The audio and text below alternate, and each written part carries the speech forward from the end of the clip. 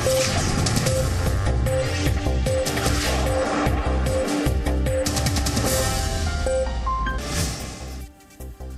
का डीएनए बहुत खास है। आज हम कठुआ गैंगरेप और मर्डर केस पर सबसे बड़ा खुलासा आप सबके सामने करने वाले हैं। हमने आज से ठीक 15 दिन पहले 16 अप्रैल को आपको कठुआ का सच दिखाया था, आप सबको याद होगा। हमने कश्मीर क्राइम ब्रांच की चार्जशीट पर कुछ सवाल उठाए थे, क्योंकि चार्जशीट में बहुत से तथ्य ऐसे लिखे हुए थे जिन पर शक पैदा होता था, जिनमें लूप होल्स दिखाई दे रहे थे। हमने कठुआ के उस गांव में जाकर ग्राउंड रिपोर्टिंग की थी, जहां 8 साल की बच्ची के साथ रेप हुआ था और फिर उसकी हत्या हुई थी। हमारी ग्राउंड रिपोर्ट में गांव वालों ने बहुत से गंभीर सवाल उठाए थे और इन लोगों को क्राइम ब्रांच की जांच पर भरोसा नहीं था और ये तमाम लोग इस पूरे मामले की सीबीआई जांच की मांग कर रहे थे।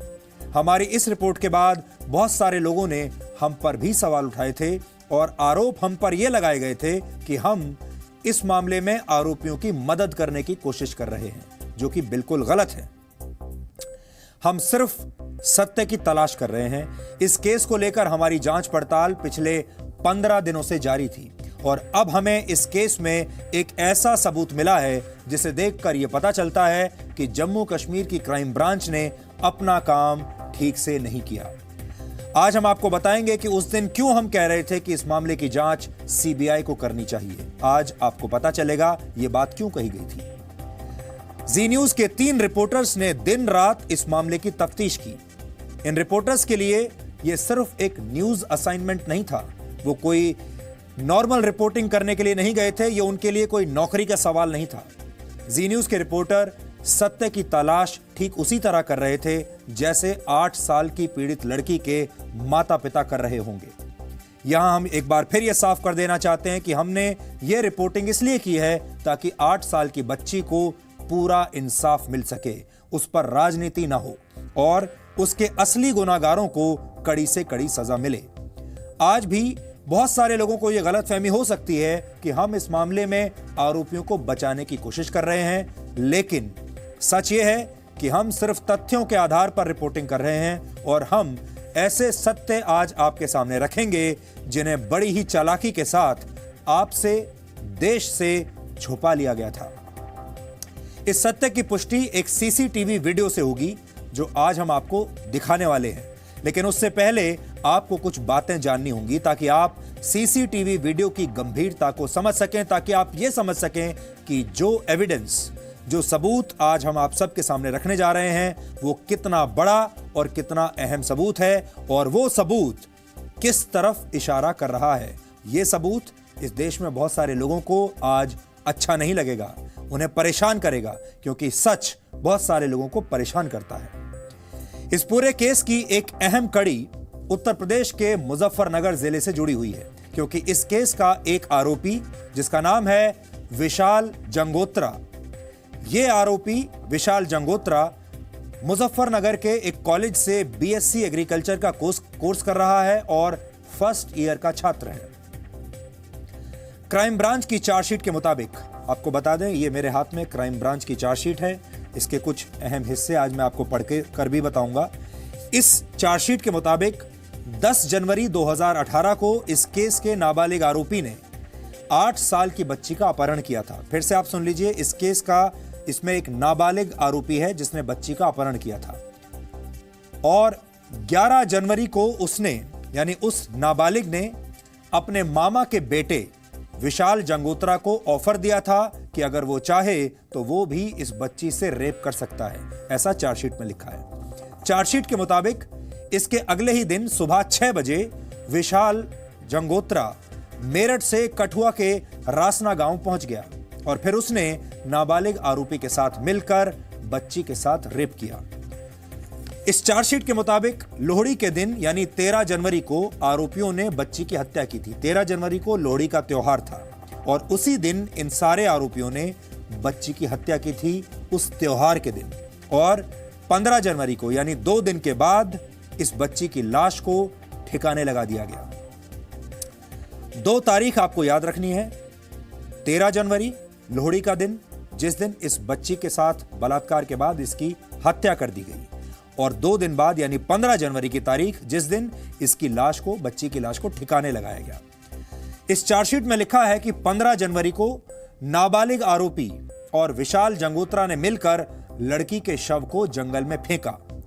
इस चार्जशीट के मुताबिक शाम 4 बजे के बाद नाबालिग आरोपी विशाल को छोड़ने के लिए घगवाल रेलवे स्टेशन गया और वहां से विशाल जंगोत्रा मेरठ के लिए रवाना हो गया, यानी मेरठ चला गया।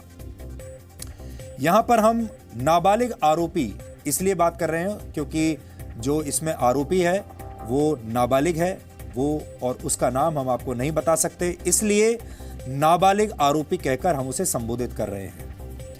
यानी कश्मीर क्राइम ब्रांच की चार्जशीट को पढ़कर यह समझ में आता है कि विशाल जंगोत्रा 15 जनवरी को शाम 4 बजे तक कठुआ में ही मौजूद था, क्योंकि इसमें लिखा है कि शाम 4 बजे के आसपास लाश को ठिकाने लगाया गया था। अब हम आपको एक वीडियो दिखाना चाहते हैं और यह वीडियो कश्मीर क्राइम ब्रांच की चार्जशीट पर बहुत बड़ा सवाल खड़ा कर देगा। यह वीडियो उत्तर प्रदेश के मुजफ्फरनगर के मीरापुर के एक एटीएम का है। यह ATM state bank of India का है और यह सीसीटीवी फुटेज 15 जनवरी 2018 का है, उसी दिन जिस दिन बच्ची की लाश को ठिकाने लगाया गया। दोपहर 3:03 पर इस एटीएम के अंदर एक लड़का दाखिल होता है। इस लड़के ने टी शर्ट पहनी है, लड़के ने गले में चेन पहनी है। एटीएम में इस लड़के के अलावा 5 अन्य लोग मौजूद हैं। कुछ लोग एटीएम से पैसा निकाल रहे हैं और यह लड़का लाइन में पीछे खड़ा है और अपनी बारी का इंतजार कर रहा है। आप ध्यान से देखिए, यह लड़का आपको इसमें दिखाई देगा। खास बात यह है कि लड़के ने अपने गले में एक चेन पहनी हुई है। ऐसा लग रहा है कि एटीएम के अंदर खड़े बाकी युवक इस लड़के के जानने वाले ही हैं, क्योंकि ये लोग आपस में हंसकर बातें कर रहे हैं। यह सिलसिला 3:06 और 5 सेकंड तक चलता है और फिर ये चेन पहने हुए युवक एटीएम में अपना कार्ड इंसर्ट करता है। सीसीटीवी फुटेज में यह भी दिख रहा है कि 3:06 और 50 सेकंड पर इस लड़के ने एटीएम से पैसा निकाला और एक नोट किसी और लड़के को दिया और एक नोट वापस अपने वॉलेट में रख लिया। इसका मतलब जो दूसरा लड़का है वो इसके जानने वाला ही लड़का है। ये नोट 500 रुपए के लग रहे हैं और फिर ठीक 3:07 पर यह लड़का इस एटीएम से बाहर निकल गया। यह लड़का कौन है, यह जानने से पहले आपको इस पूरे केस के मुख्य आरोपियों में से एक विशाल जंगोत्रा की तस्वीर बहुत ध्यान से देखनी चाहिए, तभी आप मैच कर पाएंगे कि यह लड़का कौन है। यह विशाल जंगोत्रा की तस्वीर है, इसे आप ध्यान से देखिए।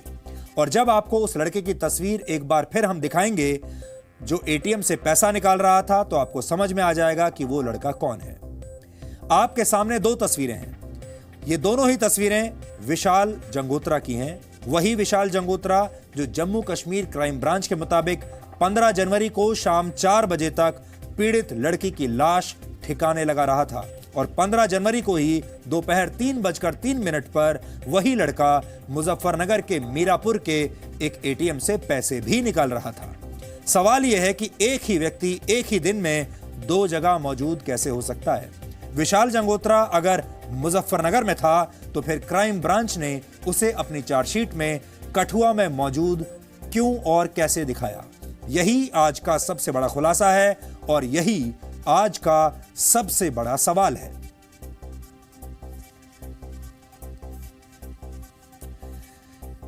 यहां हमें चार्जशीट के तथ्यों को दूरियों के आधार पर भी चेक करना होगा।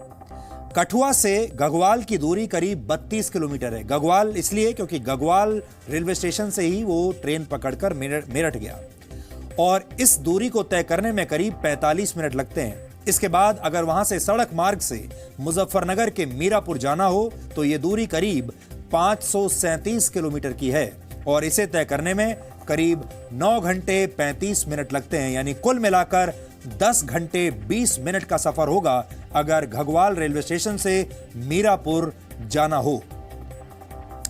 अगर सड़क की बजाय ट्रेन के जरिए मीरापुर जाना हो तो घगवाल से मुजफ्फरनगर रेलवे स्टेशन तक जाना होगा और यह दूरी 504 किलोमीटर की है और इसे तय करने में करीब 9 घंटे का समय लगेगा। मुजफ्फरनगर रेलवे स्टेशन मीरापुर से करीब 40 से 50 किलोमीटर दूर है। यानी इस दूरी को तय करने में करीब 1 घंटा और लगेगा, यानी कुल मिलाकर 10 घंटे 45 मिनट लग जाएंगे घगवाल रेलवे स्टेशन से इस एटीएम तक पहुंचने में। और अगर किसी को हवाई मार्ग से मीरापुर जाना है तो उसे पहले जम्मू जाना होगा। यह दूरी करीब 48 किलोमीटर की है और इसे तय करने में 1 घंटा 15 मिनट लगेंगे। इसके बाद वहां से फ्लाइट लेकर दिल्ली आना होगा। इसमें 1 से 1.5 घंटा लगेगा और फिर दिल्ली से मीरापुर जाने में कम से कम 3 घंटे का समय और लगेगा। यानी फ्लाइट से जाने में भी करीब कम से कम 5 घंटे तो जरूर लग जाएंगे। अब हम आपको वो बैंक स्टेटमेंट दिखाते हैं जिसके मुताबिक 15 जनवरी को मीरापुर के स्टेट बैंक ऑफ इंडिया के एटीएम से 1000 रुपए निकाले गए हैं। ये बैंक अकाउंट विशाल जंगोत्रा की बहन मोनिका शर्मा का है और मोनिका ने अपना डेबिट कार्ड अपने भाई विशाल जंगोत्रा को दिया हुआ था। यानी विशाल ने 15 जनवरी को अपनी बहन के अकाउंट से ही 1000 रुपए निकाले थे और इसका जिक्र बैंक की स्टेटमेंट में आपको साफ साफ मिलता है। हमने ये सीसीटीवी फुटेज आज आरोपी विशाल जंगोत्रा के परिवार को भी दिखाया और विशाल के परिवार वालों ने इसकी पुष्टि की है कि सीसीटीवी में दिखने वाला युवक विशाल जंगोत्रा ही है। विशाल अपने 4 भाई बहनों में सबसे छोटा है। हमारे संवाददाता राजू केरनी ने विशाल जंगोत्रा की 2 बहनों और उसकी मां से आज बात की और यह जानने की कोशिश की कि जो वीडियो आज हम आप सबको दिखा रहे हैं, पूरे देश को दिखा रहे हैं, इस वीडियो में जो लड़का है ये लड़का उन्हीं का बेटा है, उन्हीं का भाई है या फिर कोई और है। ये वीडियो जो है, इस वीडियो को पहचान सकते हैं आप? इस वीडियो सर इसमें मेरा भाई है। ये कहाँ का वीडियो लग रहा है आपको? सर यहाँ का तो नहीं है, ये वहीं पे है जहाँ पे वो पढ़ाई करता है। आप अगर इसमें आपका भाई कौन सा, आप बताएंगे उसमें? सर ये मेरा भाई है। कौन सा? ये वाला विशाल। इसके साथ जो लड़के दिखाई दे रहे हैं वो कौन है? सर इनको नहीं मैं जानती, लेकिन मेरा भाई ये है। ये कैसे आप पक्का कह सकते हैं ये वहाँ का ही वीडियो है? ये वहीं का वीडियो है, मुझे नहीं पता ये उसी जगह का है। वैसे जहाँ पे वो पढ़ाई करता है ये वहीं का है। ये मेरा भाई है, ये जिसके गले में चेन है। हाँ, जिसके गले में चेन है ये मेरा भाई है। सर ये वहीं का वीडियो है, वो यहाँ पे आया ही नहीं है, यही सच है। वो यहाँ पे नहीं आया।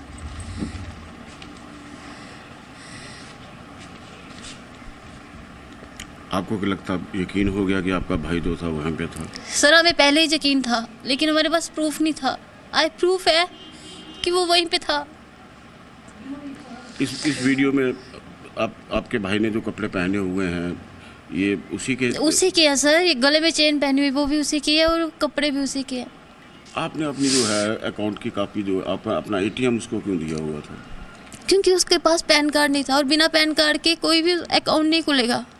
तो अभी उसने अप्लाई भी नहीं किया था, तो मैंने ये कहा उसको कि अब भी तेरे को चाहिए तो मेरा ले जा, क्योंकि मैंने नया ही अकाउंट बनाया था, अभी उसको स्टार्ट भी नहीं किया था।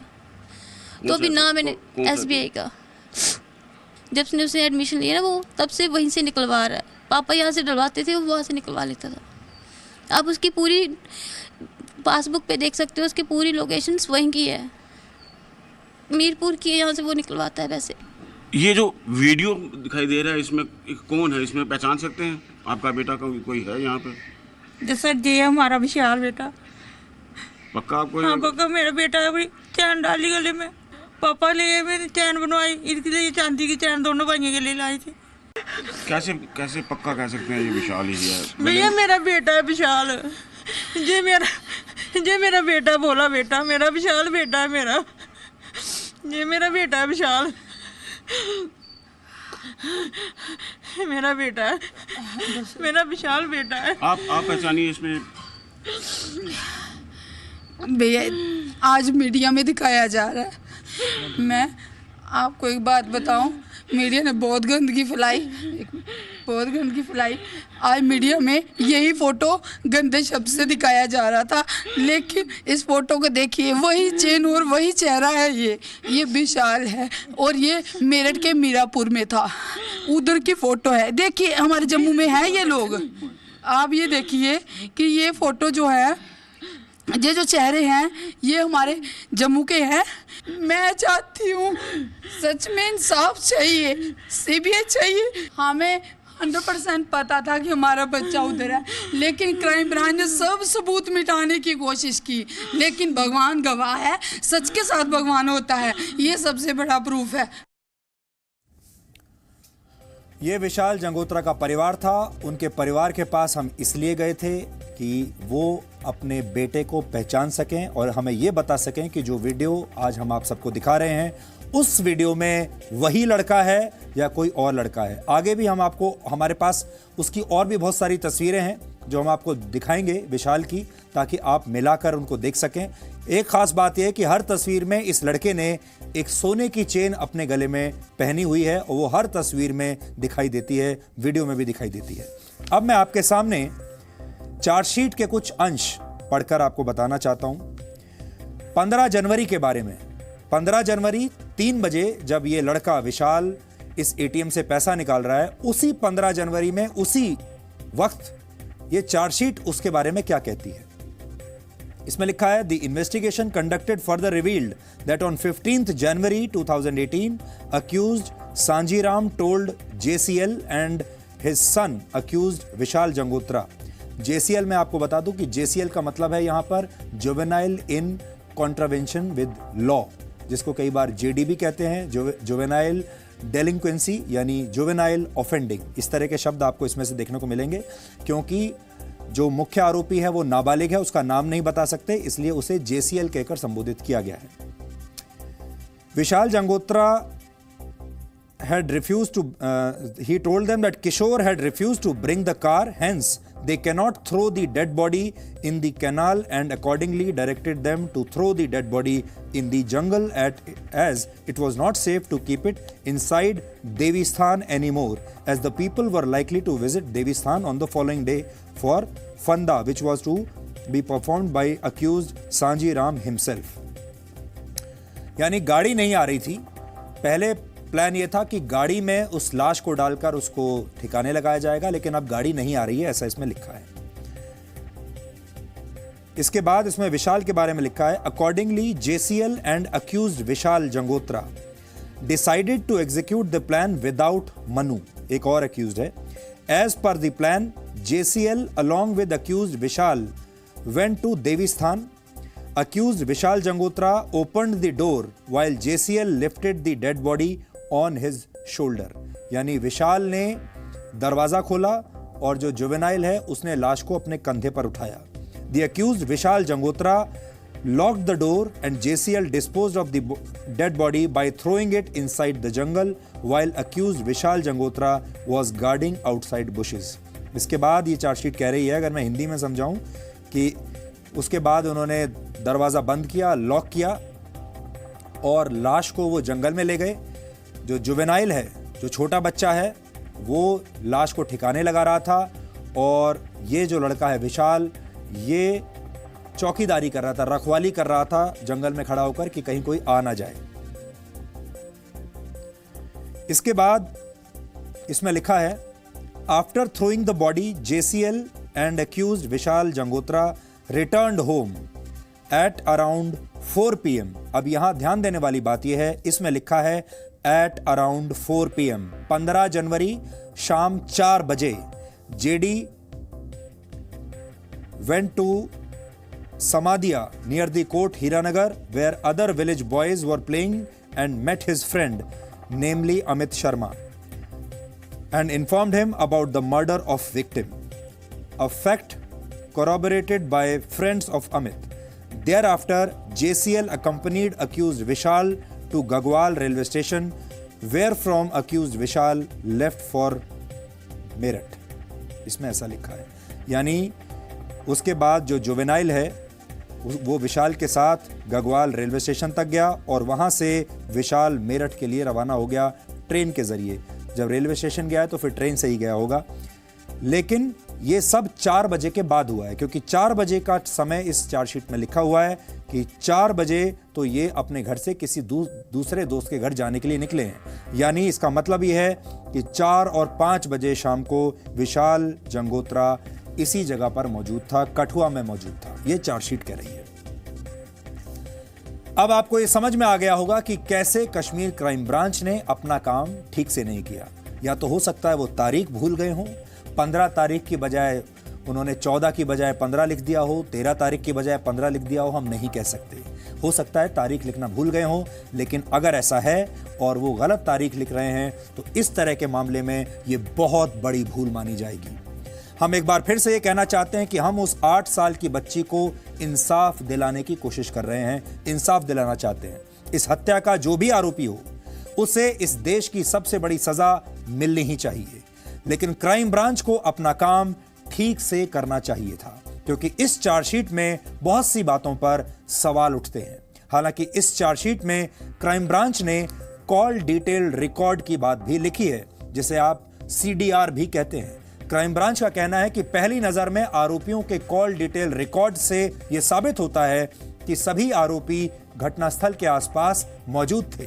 अगर पुलिस के पास विशाल जंगोत्रा के मोबाइल फोन के कॉल डिटेल्स मौजूद हैं तो उसे ये सबूत भी अदालत में पेश करने चाहिए।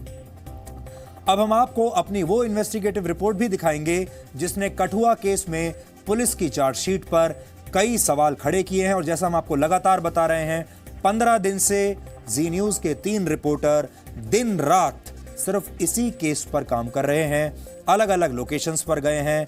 और ये जो चार्जशीट है, मैं आपको बता सकता हूं कि हमारे रिपोर्टर्स को शायद अब तक मुंह ज़बानी याद हो गई होगी, इतनी बार उन्होंने इस चार्जशीट को पढ़ा है। क्या इन्वेस्टिगेशन हुआ और क्या क्या नए सबूत मिले, कितने लोगों से वो मिले, वो सारे लोग इन आरोपियों के आसपास के लोग थे, विशाल जंगोत्रा के आसपास के लोग थे। कुछ जानते थे, कुछ नहीं जानते थे। उन सब ने क्या कहा और हमें क्या क्या सबूत मिले, आपको इस रिपोर्ट को देखकर पता चलेगा।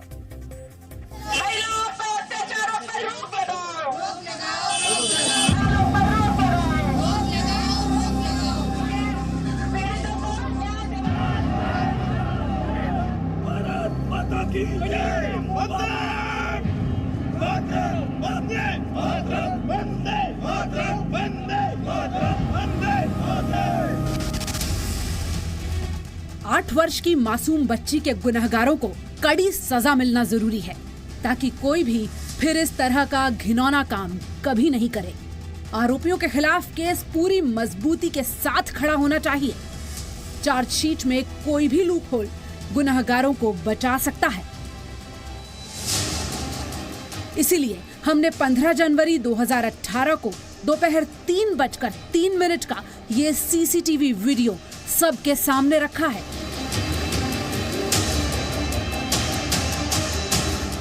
क्राइम ब्रांच की चार्जशीट के मुताबिक 15 जनवरी को शाम 4 बजे तक विशाल जंगोत्रा जम्मू के कठुआ में मौजूद था, लेकिन हमारे पास जो CCTV वीडियो है उसमें 15 जनवरी को दोपहर 3:03 पर विशाल जंगोत्रा मुजफ्फरनगर के मीरापुर में मौजूद स्टेट बैंक ऑफ इंडिया के एक ATM में मौजूद था। अब बड़ा सवाल ये है कि आखिर ये कैसे संभव है कि एक ही व्यक्ति एक ही समय में 2 जगहों पर मौजूद हो। 19 अप्रैल को हमारे संवाददाता पवन नारा ने उत्तर प्रदेश के मुजफ्फरनगर में जमीनी हकीकत समझने की कोशिश की थी। इसके बाद 26 अप्रैल को हमारी संवाददाता पूजा मक्कड़ ने इस रिपोर्ट को वेरीफाई करने के लिए मुजफ्फरनगर का रुख किया। सबसे पहले हमारी टीम मुजफ्फरनगर के मीरापुर में मौजूद आकांक्षा कॉलेज पहुंची। वहां हमें जम्मू कश्मीर की क्राइम ब्रांच की टीम के अधिकारी भी मिले। क्राइम ब्रांच की टीम ने करीब 1.5 घंटे तक आकांक्षा कॉलेज के प्रिंसिपल मनजीत सिंह से पूछताछ की, उनका बयान दर्ज किया और विशाल जंगोत्रा से जुड़े कुछ दस्तावेज भी जब्त किए। आकांक्षा कॉलेज के प्रिंसिपल ने यह दावा किया कि विशाल जंगोत्रा ने क्लासेस भी रेगुलर अटेंड की और 9 जनवरी से शुरू हुई परीक्षाएं भी विशाल ने ही दी है। कुछ ऐसा लग रहा हो कि जो चार्जशीट है उसी को सही साबित करने की कोशिश कहीं ना कहीं नजर आ रही है। चार्जशीट का इनका मानना यही है कि उस बच्चे ने एग्ज़ाम नहीं दिए, यहाँ किसी डमी को बैठा दिया, बट ऐसा नहीं है। जब बच्चे ने एग्ज़ाम दिए वो 9 तारीख से यहाँ प्रेजेंट रहा और मकान मालिक का स्टेटमेंट था जो मीरापुर में है, उन्होंने भी कहा कि बच्चा यहीं था। अब वो देखते हैं क्या होता है, बाकी इन्वेस्टिगेशन चल रहा है। इसके बाद हम मुजफ्फरनगर के मीरापुर में मौजूद उस मकान में पहुंचे जहां पर विशाल किराए पर रह रहा था। 19 अप्रैल को हमारे संवाददाता पवन नारा ने भी यहां से एक ग्राउंड रिपोर्ट की थी। हमारी संवाददाता पूजा मक्कड़ ने मकान मालकिन सुमन शर्मा और उनके पूरे परिवार से बातचीत की। सुमन का दावा है कि विशाल जंगोत्रा 7 जनवरी 2018 से लेकर गिरफ्तार होने तक उनके घर में ही मौजूद था। फोटो देखने पर पुलिस ने क्या कहा, कुछ कहा? नहीं, हाँ उसको कहा कि फोटो बंद कर दो, इस फोटो को इसे मत दिखाओ, फोटो बंद कर। हाँ फोटो क्यों, इस फोटो को रहने दो मैम। आप कहाँ, मैंने मना कर दिया था ना कि मैं गवाही देने वहाँ नहीं जाऊँगी, मुझे चक्की से लपड़ी से कोई मतलब नहीं। तो उन्होंने कहा मैम कोई ज़रूरत नहीं, आप इसे फ़ोटो को भी रहने दो। जबकि हम उस फोटो को दे रहे थे उन्हें कि आपको अगर काम आता हो तो ये फ़ोटो ले जाओ और वहाँ लगा देना कि ये प्रूफ है, 16 तारीख को बच्चा यही था। हमारी टीम ने सुमन शर्मा के 7 साल के पोते से भी बातचीत की। 7 वर्ष के बच्चे ने भी यही बताया कि विशाल जंगोत्रा उनके घर में मौजूद था। बेटा तुमको याद है दादी का बर्थडे था जिस तारीख को, कौन सी तारीख थी उस दिन? क्या 14 तारीख थी। 14 जनवरी। क्या हुआ था उस दिन? उस दिन भैया ऊपर बैठे थे, अम्मा जल्दी देने जा रही थी तो फिर मैं भी अम्मा के साथ गया। मैंने पूछा भैया आज तो अम्मा का बर्थडे है, आप नहीं आओगे? तो उन्होंने कहा ठीक है आ जाएंगे। अच्छा। बस। जम्मू कश्मीर क्राइम ब्रांच की चार्जशीट में इस किराए के घर का कोई जिक्र ही नहीं है। ये भी नहीं बताया गया है कि विशाल को कैसे और कहां से गिरफ्तार किया गया। क्राइम ब्रांच ने विशाल जंगोत्रा की मकान मालकिन का बयान भी दर्ज किया था, लेकिन ये सब बातें चार्जशीट में नहीं है। हालांकि क्राइम ब्रांच ने एक सप्लीमेंट्री चार्जशीट फाइल करने की बात की है। आपको क्या लगता है कि पुलिस ने जैसे नाम लिया है इस बच्चे का कि ये तो वहाँ था और ये वारदात में शामिल था, क्या आपको वजह इसके पीछे लग रही है? मैम हमें तो कुछ नहीं लग रहा, हमें तो यही लग रहा कि भाई पता नहीं वहाँ लोग कैसे फंसा रहे हैं उस लोग बच्चे को, बेचारे को। जब तक वो यहाँ था इतना हमने जब मैंने देखा, जब तक पता हो सकता है वो रात में प्लेन में कहीं चला गया हो उड़ के। इसके बाद हमने विशाल के बैंक ट्रांजैक्शंस की पड़ताल की। जम्मू में मौजूद हमारे रिपोर्टर राजू केरनी ने विशाल जंगोत्रा की बहन मोनिका से इस संबंध में बातचीत की। मोनिका ने बताया था कि विशाल जंगोत्रा उनका ही स्टेट बैंक का एटीएम इस्तेमाल करते थे। उसको जाना था क्योंकि एडमिशन हो चुकी थी उसकी, तो फिर उसको जाना था तो मैंने उसको अपना एटीएम दे दिया कि ये ले तू मेरा कार्ड ले जा, क्योंकि इसमें मैंने अभी पैसे नहीं डलवाए हैं, अभी खाली पड़ा, जस्ट मैंने बनाया न्यू अकाउंट, तो तू यूज़ कर दो। मेरा भाई है, मैं तो यूज़ करने के लिए दूंगी उसको। और उसपे पापा ने ही पैसे डलवाए और उसने फर्स्ट टाइम वहीं से निकलवाए हैं। जब से उसने एडमिशन लिया ना वो तब से वहीं से निकलवा रहा है। पापा यहाँ से डलवाते थे, वो वहाँ से निकलवा लेता था। आप उसकी पूरी पासबुक पे देख सकते हो, उसकी पूरी लोकेशंस वहीं की है, मीरपुर की है, यहाँ से वो निकलवाता है। वैसे क्राइम ब्रांच की चार्जशीट के मुताबिक विशाल जंगोत्रा 12 जनवरी को सुबह 6 बजे जम्मू के कठुआ पहुंच गया था और 15 जनवरी को शाम 4 बजे तक वो कठुआ में ही मौजूद था। लेकिन विशाल जंगोत्रा द्वारा इस्तेमाल किए जा रहे एटीएम कार्ड की डिटेल्स ये बताती हैं कि इन तारीखों के बीच इसी एटीएम कार्ड का 3 बार इस्तेमाल किया गया और इसी तारीख में से एक अहम तारीख 15 जनवरी 2018 की तारीख SBI बैंक की CCTV की फुटेज है जो हम आपको दिखा रहे हैं। एटीएम से 15 जनवरी की दोपहर 3 बजे कार्ड स्वाइप कर 1000 रुपए निकाले गए। हमें ये भरोसा है कि ये प्रमाण जांच कर रही टीम को काफी मदद देंगे और 8 वर्ष की मासूम बच्ची को पूरा इंसाफ दिलाएंगे। इस घिनौने अपराध को करने वाले गुनहगार किसी भी कीमत पर बच नहीं पाएंगे। जम्मू से राजू केरनी के साथ पूजा मक्कड़, जी मीडिया, मुजफ्फरनगर। इस मामले में कोई ऐसी जगह नहीं, कोई ऐसी लोकेशन नहीं जहां हमारे रिपोर्टर्स ना गए हों। और जिस एटीएम की हम बात कर रहे हैं मीरापुर में, वहां पर भी हमारे रिपोर्टर्स गए थे। उस एटीएम की तस्वीर हमारे पास है, बाहर की तस्वीर भी है हमारे पास, अंदर की तस्वीर भी है। ये देखिए, ये उस एटीएम की लोकेशन इस वक्त आप देख रहे हैं। अगर आप नक्शे पर देखेंगे, और ये उसकी लोकेशन है जो नक्शे पर आ रही है, और बाहर की तस्वीर उस एटीएम की ये है स्टेट बैंक ऑफ इंडिया की, जहां की अंदर का वीडियो जो सीसीटीवी वीडियो है जो हमने आपको थोड़ी देर पहले दिखाया है। मीरापुर इस जगह का नाम है जो मुजफ्फरनगर के पास है। 2 बातें हम आपको और बताना चाहते हैं। कश्मीर की जो क्राइम ब्रांच है, जाहिर है उसके पास भी कुछ ना कुछ सबूत जरूर होंगे जब उन्होंने इस लड़के को इस मामले में आरोपी बनाया है। और उन्होंने चार्जशीट में क्या लिखा है वो आपको बता देता हूं। उन्होंने लिखा है, during investigation call details of mobile phones used by the accused persons were obtained from concern quarters. The CDRs obtained have prima facie established. देखिए ध्यान से सुनिएगा, इसमें वो कह रहे हैं कि call detail records obtained have prima facie established the individual and common locations of all the accused यानी सारे अक्यूज्ड की, of all the accused in and around the scene of crime on crucial dates of occurrence। इसका मतलब है कि crime branch ने इन सारे लोगों की कॉल डिटेल रिकॉर्ड्स निकाल ली होंगी, इनके मोबाइल फोन के जरिए इनकी लोकेशन भी पता कर ली होगी, और इस चार्जशीट में क्राइम ब्रांच ये कहने की कोशिश कर रही है कि हमने सबके कॉल डिटेल्स निकाल लिए हैं, उनकी लोकेशन निकाल ली है, सारे अक्यूज्ड के बारे में उन्होंने लिखा है, और इनका ये भी कहना है कि it has established their locations of all the accused in and around the scene of crime, यानी जहां ये घटना हुई है उसके आसपास। अब जो सबसे बड़ा सवाल ये है कि जो call detail records crime branch ने निकाली हैं वो कौन सी डिटेल्स हैं, कौन से फ़ोन की डिटेल्स हैं, उसी लड़के का फ़ोन है, क्या वो फ़ोन उसी लड़के के पास था यानी विशाल के पास ही था, और अगर वो कॉल डिटेल रिकॉर्ड सही हैं, लोकेशन सही है, तो फिर यही लड़का मुजफ्फरनगर में क्या कर रहा था उसी दिन। ये सारे सवाल हैं जिनका सबसे बेहतर जवाब हमारे वो 3 रिपोर्टर्स आपको दे सकते हैं जो कि इस पर रिपोर्टिंग कर रहे थे। जम्मू से राजू केरनी रिपोर्टिंग कर रहे थे, दिल्ली से हमारे 2 रिपोर्टर्स गए थे, पूजा मक्कड़ और पवन नारा, और इन तीनों ने मिलकर कठुआ के सत्य की खोज की है और उस सत्य को वो आज आप तक पहुंचा रहे हैं। सबसे पहले हम पूजा के पास चलेंगे। पूजा, आपसे हम जानना चाहते हैं, रिपोर्ट में आपने जो बताया वो हमने देख लिया, आप कई दिनों तक मुजफ्फरनगर में रहीं, उस घर में गई जहां विशाल रहता था, वो घर के उनकी जो मकान मालकिन है उससे आपने बात की और तमाम लोगों से आपने बात की, आसपास के जो पड़ोसी हैं, बाजार में जो दुकानदार हैं। अब आप हमारे दर्शकों को बताइए कि आपकी पूरी इन्वेस्टिगेशन से क्या बात सामने निकल कर आ रही है। जी बिल्कुल सुधीर जी, जो तस्वीरें आज हम जी मीडिया के जरिए लोगों को दिखा रहे हैं, ये सबसे स्ट्रॉन्ग विजुअल एविडेंस है जो ये बता रहा है कि 15 जनवरी को दोपहर में 3 बजे विशाल मुजफ्फरनगर में मौजूद था। इसके अलावा और बहुत सारे एविडेंस हैं जो विजुअली उतने स्ट्रॉन्ग भले ही ना हो, लेकिन इस बात की तरफ इशारा करते हैं कि 10 तारीख से लेकर और 15 जनवरी तक जब इस वारदात को अंजाम दिया गया जम्मू के कठुआ में, उस वक्त विशाल वहीं मौजूद था।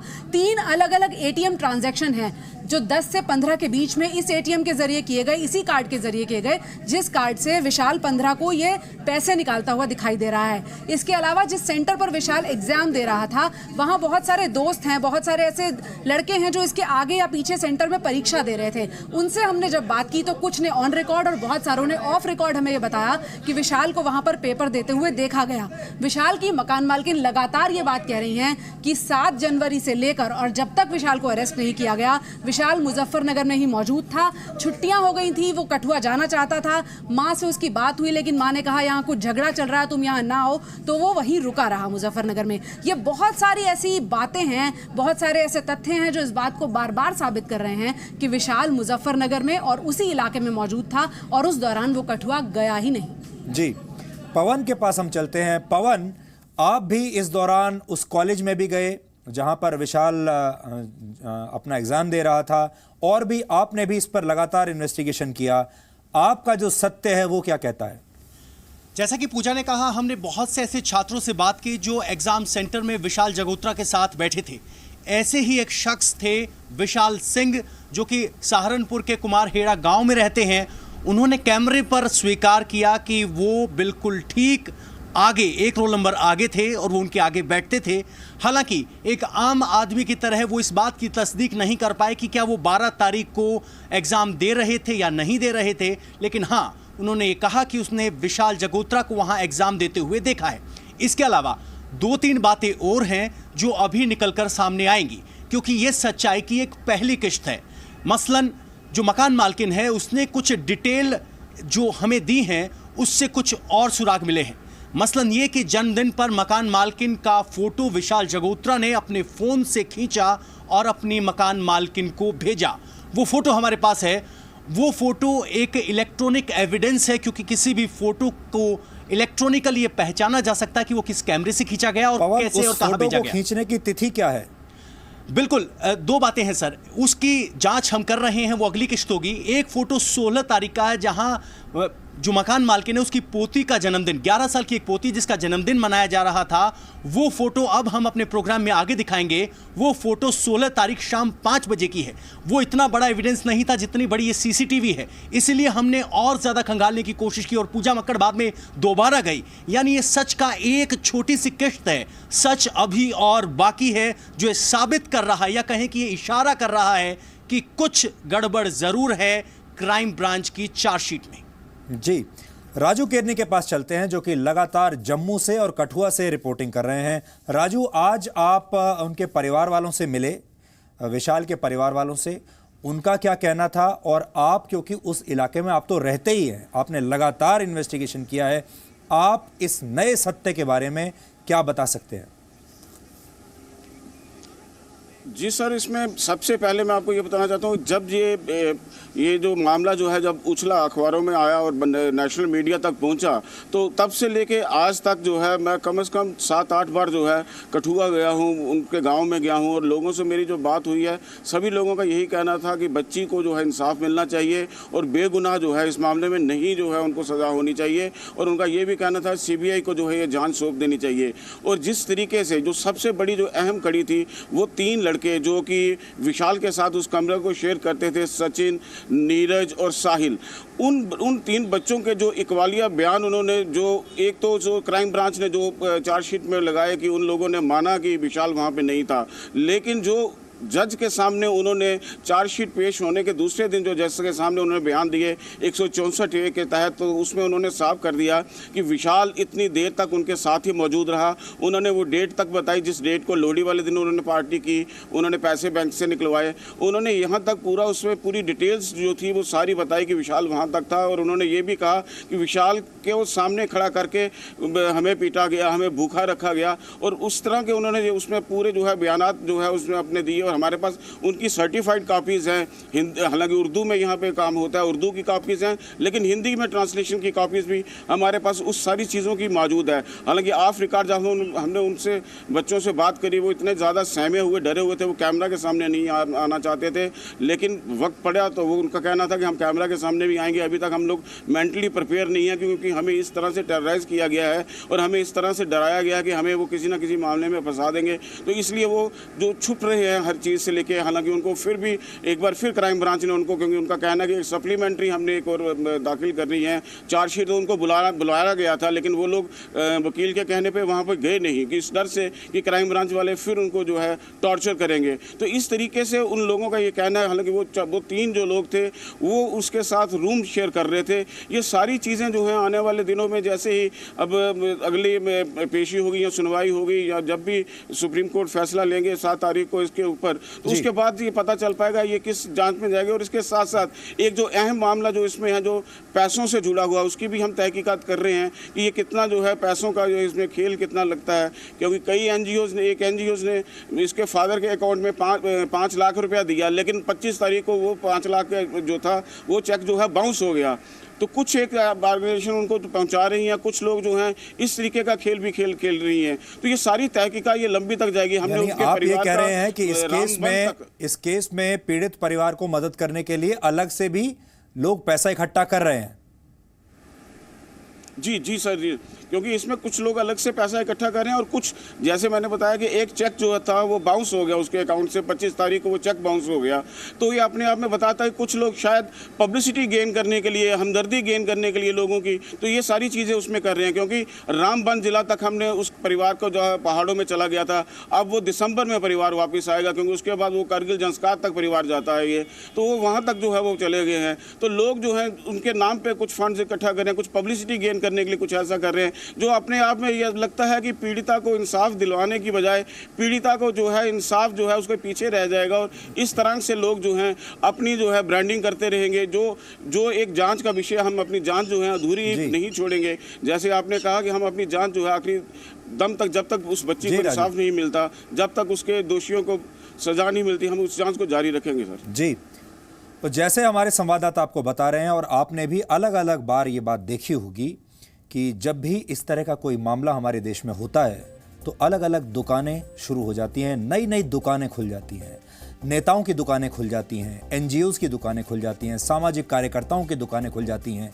और बहुत सारे ऐसे लोग भी होते हैं जो कि राजनीति में अपनी किस्मत आजमाना चाहते हैं, कोई पैसा कमाना चाहता है, किसी को टीवी पर आने का शौक होता है।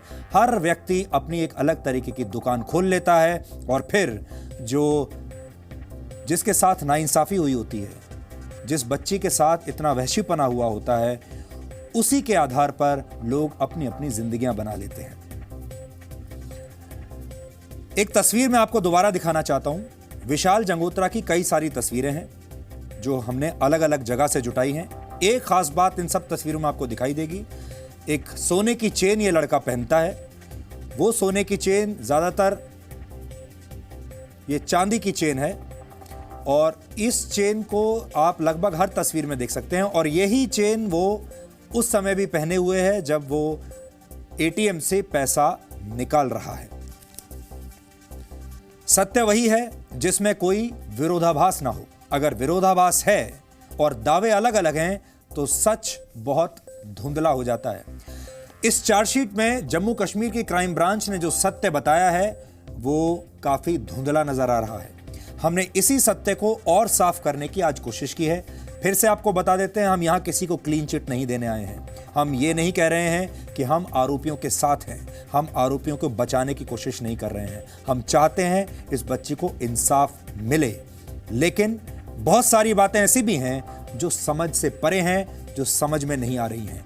लेकिन इस देश में लोग उसके बारे में बात नहीं करना चाहते, बोलना नहीं चाहते, क्योंकि अगर बोले तो सोशल मीडिया पर उनकी ट्रोलिंग होगी, उनकी बदनामी की जाएगी, उन्हें धमकियां दी जाएंगी और उन्हें देशद्रोही करार दे दिया जाएगा और उनकी ब्रांडिंग ऐसी कर दी जाएगी कि ये लोग आरोपियों को बचाने की कोशिश कर रहे हैं, ये लोग रेप का पक्ष ले रहे हैं, ये लोग हत्या का पक्ष ले रहे हैं। इस तरह की बातें कही जाएंगी। लेकिन तो भी हमें और किसी पर नहीं तो आपके ऊपर यानी अपने दर्शकों पर पूरा विश्वास है, न्यायपालिका पर पूरा विश्वास है और हम चाहते हैं कि आज न्यायपालिका इस कार्यक्रम को देखे।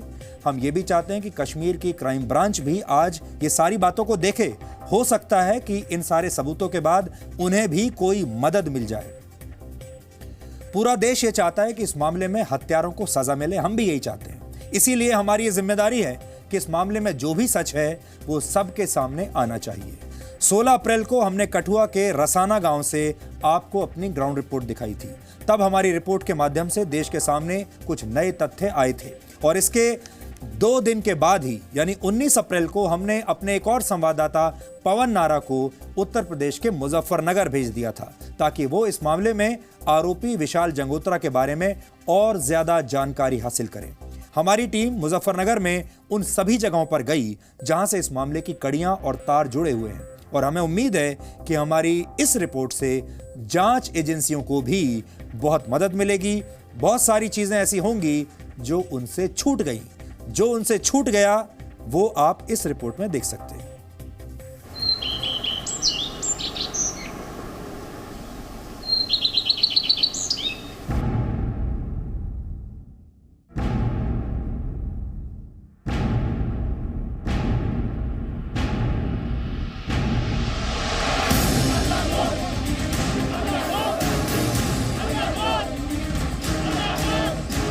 मेरे हाथ में क्राइम ब्रांच की 16 पन्नों की वो चार्जशीट है जिसमें इस वाक़े को बताया गया। यहीं पर 10 तारीख को वो उस बच्ची से मिला और 6:30 बजे वो उसको लेकर के अपने मामा के एक काऊ शेड बना हुआ है, एक जानवरों को रखने की जगह बनी हुई है, उसमें लेकर के चला गया। मुजफ्फरनगर के जिस लड़के पर कठुआ जाकर रेप करने का आरोप लगा है वो वारदात वाले दिन मुजफ्फरनगर के ही एक कॉलेज में परीक्षा दे रहा था। ऐसे में यह सवाल है कि अगर उसने कठुआ में रेप किया है तो फिर वो उसी समय उसी दिन मुजफ्फरनगर में परीक्षा कैसे दे सकता है। जम्मू के कठुआ में 8 वर्ष की बच्ची की गैंग रेप के बाद हत्या कर दी गई थी। जम्मू में जब इस मामले की सीबीआई जांच की मांग की जाने लगी तब हमने इस मामले में क्राइम ब्रांच की चार्जशीट को ध्यान में रखकर अपनी पड़ताल शुरू की ताकि मृत बच्ची के गुनहगारों को सजा दिलवाई जा सके और असली गुनहगार किसी भी कीमत पर बच न सके। 16 अप्रैल को हमने डीएनए में कठवा के रासना गांव से ग्राउंड रिपोर्ट दिखाई थी। हमारे संवाददाता राजू केरनी और राहुल सिन्हा ने क्राइम ब्रांच की रिपोर्ट के मुताबिक घटना स्थलों का दौरा किया था। हमारी ग्राउंड रिपोर्ट में जो परिस्थितियां दिखाई दी उनसे ऐसा लगता है कि क्राइम ब्रांच की चार्जशीट में कई लूपहोल्स हैं जिनसे उस 8 वर्ष की बच्ची के गुनहगारों को मदद मिल सकती है। 19 अप्रैल को हमारे संवाददाता पवन नारा मुजफ्फरनगर गए। मुजफ्फरनगर इस मामले में बहुत अहम कड़ी है क्योंकि चार्जशीट के पेज नंबर 5 के मुताबिक इस मामले के मुख्य आरोपी नाबालिग ने 11 जनवरी अपने मामा सांझीराम के बेटे विशाल जंगोत्रा को फोन करके लड़की के अपहरण की जानकारी दी थी और बच्ची का रेप करने के लिए कठवा बुलाया था। चार्जशीट के मुताबिक 12 जनवरी को सुबह 6 बजे विशाल जंगोत्रा कठवा पहुंच गया। चार्जशीट में लिखा है कि 11 जनवरी को नाबालिग आरोपी ने एक दूसरे आरोपी विशाल जंगोत्रा को फोन के माध्यम से लड़की की किडनैपिंग की सूचना दी। नाबालिग ने उससे कहा, मेरठ से लौट आओ अगर तुम अपनी वासना को संतुष्ट करना चाहते हो। क्या रेप करने के लिए विशाल जंगोत्रा मेरठ से जम्मू गया? जैसा कि चार्जशीट में कहा गया है, यह एक बहुत बड़ा सवाल था। चार्जशीट में क्राइम ब्रांच ने यह बताया है कि विशाल उत्तर प्रदेश के मुजफ्फरनगर में मीरापुर में मौजूद आकांक्षा डिग्री कॉलेज में बीएससी एग्रीकल्चर की पढ़ाई कर रहा था। लेकिन क्राइम ब्रांच की चार्जशीट में इस बात का जिक्र नहीं था कि आखिर विशाल जंगोत्रा कहां रहकर पढ़ाई कर रहा था और उसकी गिरफ्तारी कहां से की गई। 19 अप्रैल को सबसे पहले हमारे संवाददाता पवन नारा मुजफ्फरनगर के खतौली में मौजूद के जैन इंटर कॉलेज पहुंचे। ये वही परीक्षा सेंटर है जहां पर विशाल जंगोत्रा बीएससी एग्रीकल्चर के फर्स्ट ईयर की परीक्षा दे रहा था। चार्जशीट में क्राइम ब्रांच ने यह कहा है कि 12 जनवरी को सुबह 6 बजे से लेकर 15 जनवरी शाम 4 बजे तक विशाल जंगोत्रा कठवा में मौजूद था।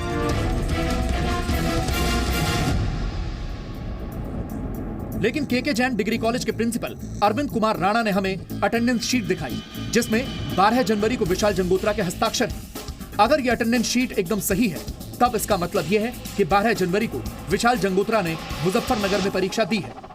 सर, हम आपसे जानना चाहते हैं, विशाल का नाम जो है आ रहा है 8 साल की बच्ची के रेप के मामले में।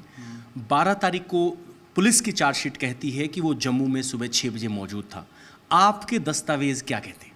नहीं, हमारे दस्तावेज के अनुसार तो प्रेजेंस है उसकी कॉलेज में। पेपर दिया है 12 तारीख को दिया है, आगे पीछे वाले भी दिए, सारे दिए हैं, सब पेपर दिए। अटेंडेंस दिखा सकते हैं सर? यहाँ आप देख सकते हैं 71 जो है वो विशाल का है।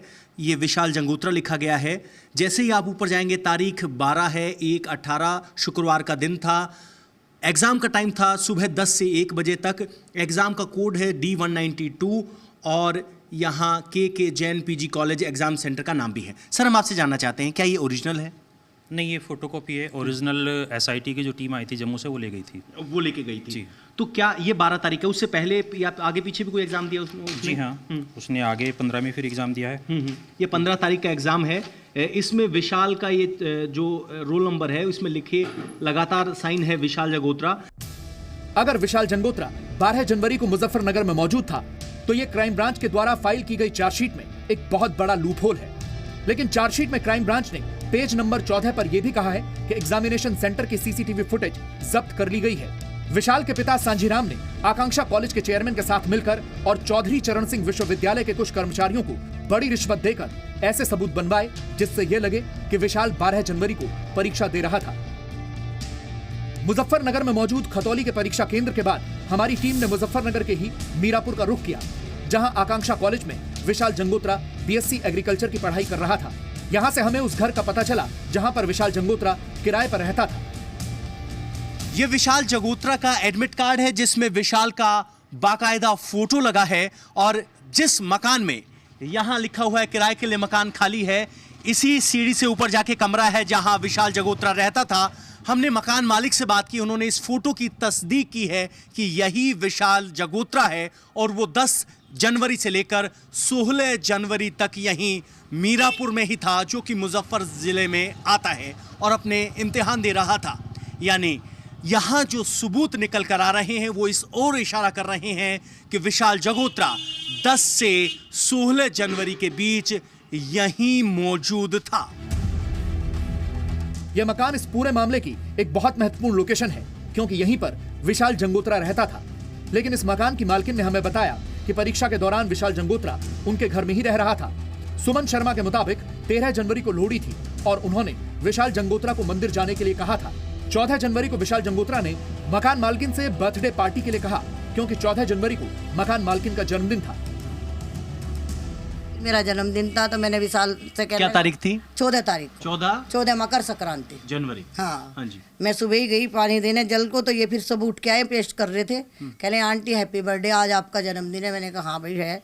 आंटी आज तो आप दावत दे रही हो तो हम खाना ना बनाए? मैं कहा नहीं भाई, मैं तो जन्मदिन मनाती ही नहीं। कह रहे क्यों? मैंने कहा ना भैया, मैं तो वैसे ही आपको जो खिलाना होगा ले आओगे।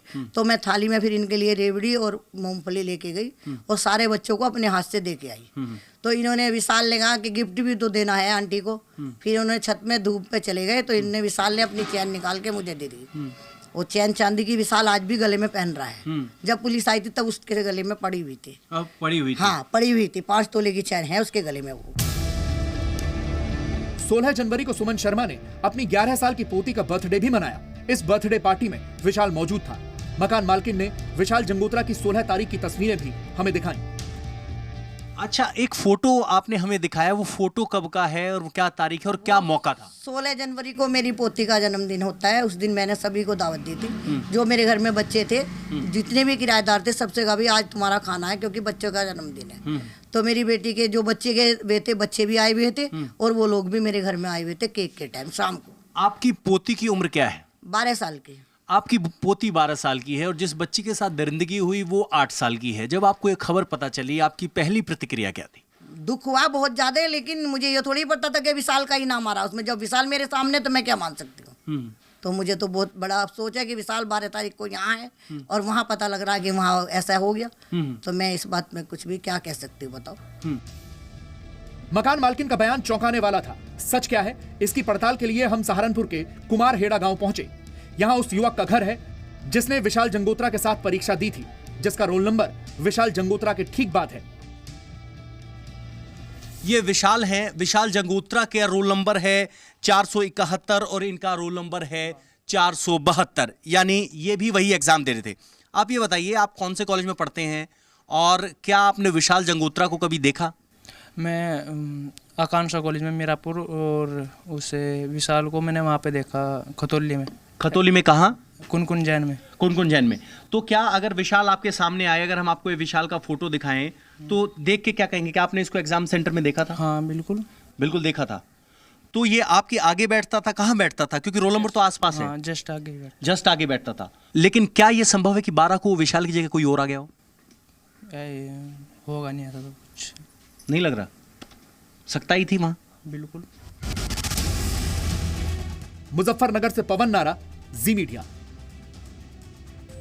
तो आपने देखा, कोई ऐसी लोकेशन नहीं है, कोई ऐसा व्यक्ति नहीं है जहां हमारे रिपोर्टर्स ना गए हों, जहां जी न्यूज़ ना पहुंचा हो। हमने मुजफ्फरनगर के मीरापुर की सीसीटीवी फुटेज आज आरोपी विशाल जंगोत्रा के परिवार को दिखाई और विशाल के परिवार वालों ने इसकी पुष्टि की कि सीसीटीवी में दिखने वाला युवक विशाल जंगोत्रा ही है, क्योंकि कई बार ऐसा हो जाता है कि पहचानने में परेशानी होती है, सही पहचान नहीं हो पाती। कोई दूसरा लड़का भी हो सकता है जो कि विशाल जैसा ही दिखता हो और उसको सबसे बेहतर तरीका यह है कि उसके परिवार वालों को ही दिखाया जाए। विशाल अपने 4 भाई बहनों में सबसे छोटा है और हमारे संवाददाता राजू केरनी ने विशाल जंगोत्रा की 2 बहनों और उसकी मां से इस सीसीटीवी के फुटेज आने के बाद बात की। ये वीडियो जो है, इस वीडियो को पहचान सकते हैं आप? इस वीडियो सर, इसमें मेरा भाई है। ये कहाँ का वीडियो लग रहा है आपको? सर यहाँ का तो नहीं है, ये वहीं पे है जहाँ पे वो पढ़ाई करता है। आप अगर इसमें आपका भाई कौन सा, आप बताएंगे इसमें? सर ये मेरा भाई है। कौन सा? ये वाला विशाल। इसके साथ जो लड़के दिखाई दे रहे हैं वो कौन है? सर इनको नहीं मैं जानती, लेकिन मेरा भाई ये है। ये कैसे आप पक्का कह सकते हैं ये वहाँ का ही वीडियो है? ये वहीं का वीडियो है। मुझे नहीं पता ये उसी जगह का है, वैसे जहाँ पे वो पढ़ाई करता है ये वहीं का है। ये मेरा भाई है, ये जिसके गले में चेन है। हाँ, जिसके गले में चेन है, ये मेरा भाई है। से ये वहीं का वीडियो है, वो यहाँ पे आया ही नहीं है, यही सच है, वो यहाँ पे नहीं आया।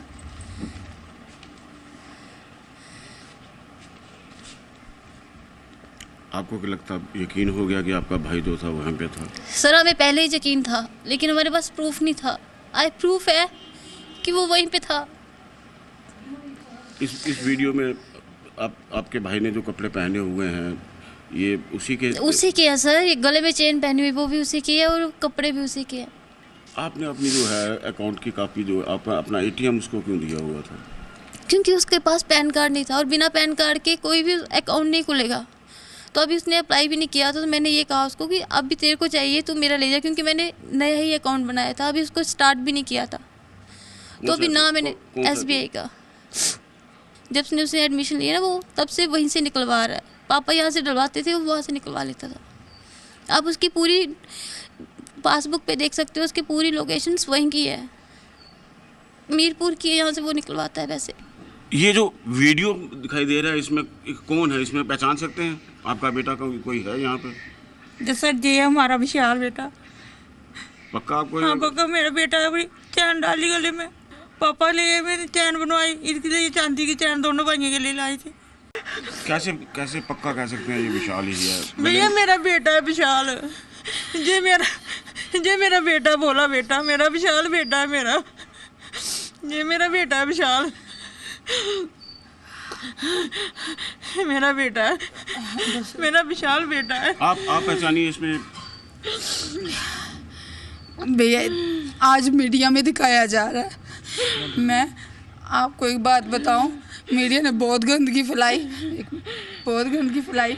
आज मीडिया में यही फ़ोटो गंदे शब्द से दिखाया जा रहा था, लेकिन इस फ़ोटो को देखिए, वही चेन और वही चेहरा है। ये विशाल है और ये मेरठ के मीरापुर में था, उधर की फ़ोटो है। देखिए हमारे जम्मू में है ये लोग। आप ये देखिए कि ये फ़ोटो जो है, ये जो चेहरे हैं ये हमारे जम्मू के हैं। मैं चाहती हूँ सच में इंसाफ चाहिए, CBI चाहिए। हमें 100% पता था कि हमारा बच्चा उधर है, लेकिन क्राइम ब्रांच ने सब सबूत मिटाने की कोशिश की, लेकिन भगवान गवाह है, सच के साथ भगवान होता है, ये सबसे बड़ा प्रूफ है। और अब आखिर में आपको एक बार फिर से अपनी रिपोर्टर्स की उस टीम से मिलवाते हैं, उनके पास फिर से चलते हैं। और आखिर में पूजा, आपसे हम ये जानना चाहते हैं कि इतने दिन ये पूरी तफ्तीश करने के बाद आप क्या कहना चाहेंगी? देखिए सुधीर जी, जिस तरह से विशाल का परिवार रो रहा है, उनके आंसू कह रहे हैं, उससे ज़्यादा बड़ी सच्चाई कोई नहीं हो सकती। जो परिवार कह रहा है कि हमें 100% पता था, लेकिन हमारे पास प्रूफ नहीं था, वो प्रूफ आज जी न्यूज़ ने उनको दिया है। इसी तरह से हमने विशाल ने जहां पेपर दिए, जहां वो पढ़ता है, उसके आगे और पीछे बैठने वाले तमाम स्टूडेंट से बात की, उन गलियों में जाके लोगों से बात की जहाँ विशाल 6 महीने से ज़्यादा लंबे वक्त से किराए पर रह रहा था। सब लोगों का कहना है, मंदिर का आदमी कह रहा है कि फूल लेने आता था, ATM और 2-3 हैं जहाँ पर कार्ड स्वाइप किए गए। बहुत से लोग कह रहे हैं हम उसे रोज देखा करते थे, वो यहीं पर मौजूद था। और ये भी हैरानी की बात है कि जिस व्यक्ति का नाम आरोपी के तौर पर इतने बड़े केस में दर्ज था, वो आराम से वहां मौजूद था और वहीं से उसकी अरेस्टिंग हो जाती है। तो ये तमाम ऐसी बातें हैं जो सवाल खड़े कर रही हैं इस चार्जशीट पर। अब ये तस्वीर जो हमने दिखाई है, इसकी सत्यता पर अगर किसी को सवाल हो तो उसे भी हम आमंत्रित कर सकते हैं कि वो आराम से इस फुटेज की जांच कर सकते हैं, क्राइम ब्रांच की चार्जशीट को और इन तस्वीरों को मिलाकर जो सही सच है वो किसी इन्वेस्टिगेटिंग एजेंसी को जरूर सामने लाना चाहिए। जी पवन, आप क्या कहना चाहेंगे? इतने दिन आपने मुजफ्फर, निष्कर्ष क्या है? सुधीर जी, मैं आपका ध्यान उस तस्वीर की तरफ लेना चाहूंगा जो मेरी रिपोर्ट में दिखाई गई, जिसमें एक पार्टी हो रही है। 11 साल की बच्ची के जन्मदिन की पार्टी में आपको 4 लड़के दिखाई दिए होंगे। ये वही 3 लड़के हैं जिनका जिक्र राजू केरनी जी ने किया है कि जिनसे पुलिस ने पूछताछ की और कड़ाई से पूछताछ की। ये वही 3 बच्चे हैं या 3 लड़के हैं जो CCTV फुटेज में जगोत्रा के साथ दिखाई दे रहे हैं। यानी ये वो कड़ी है जो अभी सुलझनी बाकी है, क्योंकि इनकी मौजूदगी वहाँ थी, विशाल जगोत्रा के साथ वो मौजूद थे। तो यानी ये 3 जो किरदार हैं उनको अभी और टटोलना है, क्योंकि वही साबित करेगा कि आखिर इस मामले में पूरा सच क्या है। दूसरी बात ये जो मैंने मकान मालकिन से पूछा, उनका कहना था कि हमारे घर में 11 साल की बच्ची है और विशाल का व्यवहार बिल्कुल शालीन था। जब उन्हें पता चला कि 8 साल की बच्ची के साथ दरिंदगी हुई है और विशाल का उसमें नाम आया है, तो उनके लिए भरोसा करना मुश्किल था। तो अपने आप में बड़ी बात सही है कि जिनका आप बता रहे हैं, जो मकान मालिक हैं, उनसे ये भी कहा गया था कि आप इस तस्वीर को डिलीट कर दीजिए। जी बिल्कुल, वो बात मैं आपको बताना चाहता हूं कि जब उन्होंने 16 तारीख की इस तस्वीर को पेश किया कि हमारे पास ये सबूत है कि 16 तारीख को पार्टी में मौजूद था, तो क्राइम ब्रांच के अधिकारियों ने अपने आला अधिकारियों से पंजाबी में या कहीं की दूसरी भाषा में बात की जो वो नहीं समझ पाए। अंत में उन्होंने कहा कि हम आपको फोटो देना चाहते हैं। उन्हें कहा गया कि आप इसे डिलीट कर दीजिए वरना आपको जम्मू गवाही देने के लिए आना पड़ेगा। इन्होंने कहा कि हम गवाही देने के लिए जम्मू नहीं जाना चाहते, ठीक है हम आपका नाम हटा रहे हैं, आप इस फोटो को डिलीट कर दीजिए।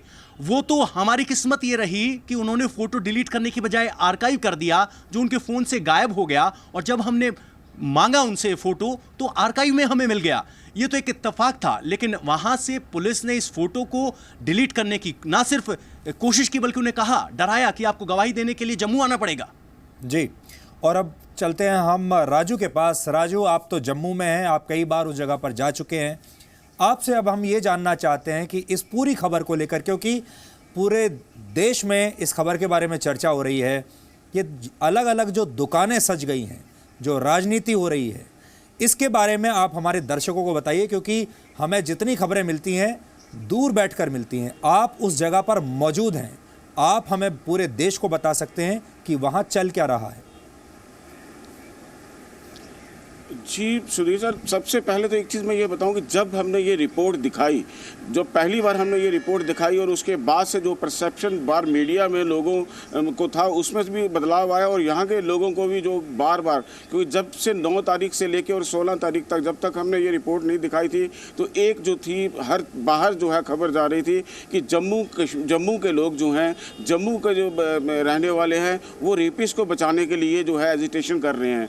लेकिन हकीकत जो थी, जो जी न्यूज़ ने जब सच बताया, तो उसके बाद लोगों को ये राहत मिली कि उनकी जो एक छोटी सी बात, जो एक मांग थी कि सही तरीके से जांच की जाए, वो मांग जो है बाहर तक पहुंची। और उसके बाद जो है कुछ मीडिया एक्टिव हुआ उसके बाद। लेकिन हमने जितनी भी ये चीज़ें यहाँ पे देखी, उसमें साफ साफ लगता है कि क्राइम ब्रांच ने इस पूरी रिपोर्ट को करने के लिए जैसे 3 सीट बना दी गई, जल्दी से बिना किसी को जाँच किए हुए। पहले एक पुलिस की बनी, फिर जम्मू कश्मीर पुलिस के जम्मू के IG के कहने पे बनी, फिर कश्मीर के महबूबा मुफ्ती ने कह दिया। और सबसे बड़ी अपने आप में विरोधाभास ये आ जाते हैं कि जब 23 जनवरी को जब ये क्राइम ब्रांच को केस जाता है, तो उसी समय ही चीफ मिनिस्टर अपने ट्विटर पर ये कहती हैं कि ये रेप एंड मर्डर, यानी कि पहले ही ये प्रीफिक्स हो गया था। ऐसे ही एक और मिनिस्टर हैं उनकी, चौधरी जुल्फिकार, वो भी अपने ट्विटर हैंडल पे कहते हैं रेप एंड मर्डर को एक्यूज। मतलब ये है कि पहले से ही उन्होंने सारी चीज़ें अपने में ये डिसाइड तय कर ली थी। और उसके साथ साथ जो एक चौंकाने वाली बात थी कि लोग जो पैसा इकट्ठा करना शुरू हो गए थे। हालांकि हमारे जब उनके परिवार के लोगों से बात हुई, काफ़ी दूर पहाड़ों पे जाके हमने बात की, वहाँ पे सनासर के ऊपर पहाड़ों में, तो उनका कहना था कि हमने किसी को ऑथोराइज नहीं किया, हमने किसी को नहीं कहा कि हमें जो है पैसा चाहिए। लोग जो हैं कोई अगर अपनी मर्जी से डाल रहा है, तो ये सारी चीज़ें आपस में ये लगता है कि कहीं क्राइम ब्रांच की टीम के जो जाँच है उसके ऊपर भी सवाल खड़ा करता है कि जाँच बड़ी जल्दी में हुई है, उसमें कोताही हुई है, उसको दोबारा करना चाहिए। क्योंकि क्राइम ब्रांच अभी तक कह रहा है कि एक सप्लीमेंट्री जो है चार्जशीट फाइल करनी है। तो अगर सप्लीमेंट्री फाइल करनी थी तो पहले क्यों वो वाली फाइल कर दी? इसका मतलब वो भी देख रहे हैं कि शायद कहीं और से कोई क्लू मिल जाए, तो उनको कैसे किस तरीके से जो है लगता है सारी चीज़ें ये देखते हुए कि ये टेलर मेड स्टोरी थी जिसमें कुछ किरदार जो है उसको डाले गए हैं। जी राजू, आपका शुक्रिया। पूजा और पवन, आपका भी शुक्रिया। आपने पूरे 15 दिन लगाए इस पूरी इन्वेस्टिगेशन में। और एक बार फिर हम आपको ये बताना चाहते हैं कि हम किसी अपराधी का साथ देने यहाँ नहीं आए हैं।